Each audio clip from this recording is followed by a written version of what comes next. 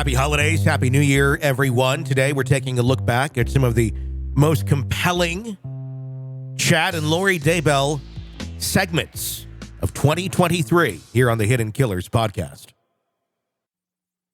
This is an examination of the hidden human condition. This is the Hidden Killers podcast With Tony Brueski. Jennifer Coffindaffer, retired FBI special agent and Hidden Killers contributor, joining us to discuss the future of Lori Vallow Daybell. She's set to be extradited down to Arizona by the end of the year to face charges of murder, conspiracy charges of murder against her ex-husband, Charles Vallow. With what we saw the other day, is this someone who should be standing trial again? I know the question of sanity has come up quite a bit with her, and we even saw recently the real question of sanity in Wisconsin with that case and the woman who killed her boyfriend and then cut him up and all that. And she seemed completely gone, made Lori look like she was completely there.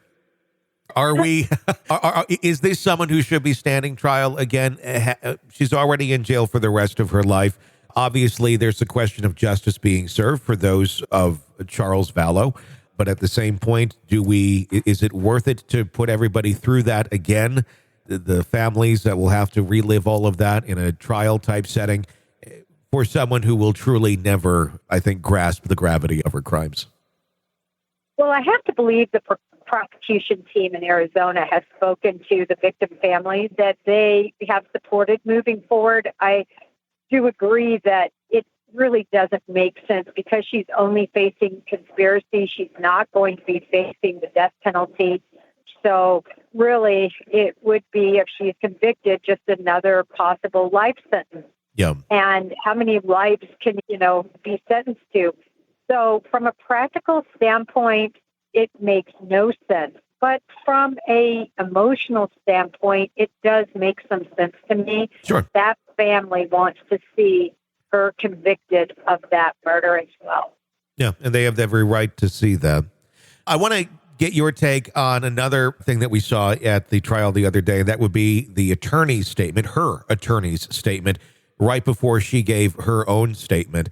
I don't really know what happened there. It was very bizarre to me. I know he's there to vigorously defend his client, which I think can be argued that they didn't necessarily do in the trial phase of this, where they just kind of threw in the towel. But now at the very end, coming back with very audacious statements that Lori is all about love when it comes down to it, and that she was a great mother, and that the Lori that we see on TV is very different than who she really is, and people who truly know her, she know that she's about love.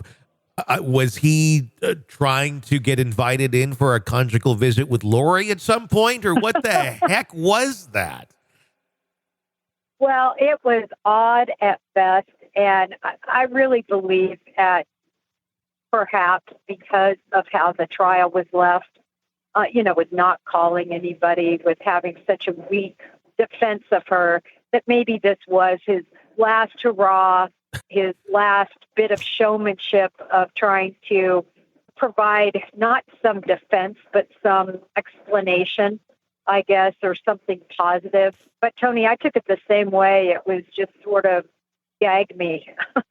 It was hard to listen to. And I saw it as a showmanship move. It felt like such overkill, quite honestly. What is the point of saying half of these things is what I was thinking.